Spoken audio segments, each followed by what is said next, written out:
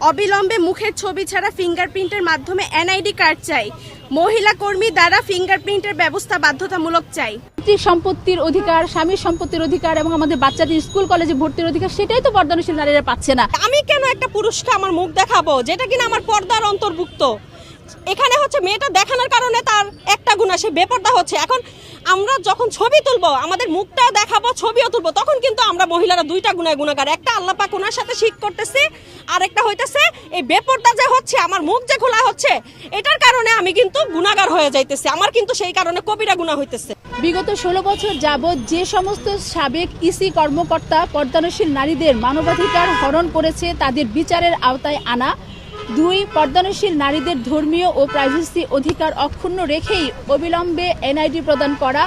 3, পর্দানশীল নারীদের ফিঙ্গারপ্রিন্ট নেওয়ার জন্য মহিলা অফিস সহকারী বাধ্যতামূলক করা।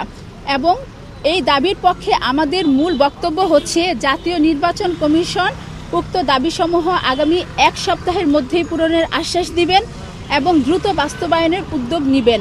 অন্যথায় দেশব্যাপী ধর্মপ্রাণ মুসলমান মহিলারা পর্দানশীল নারীদের পক্ষে আন্দোলনে নামবে ইনশাআল্লাহ।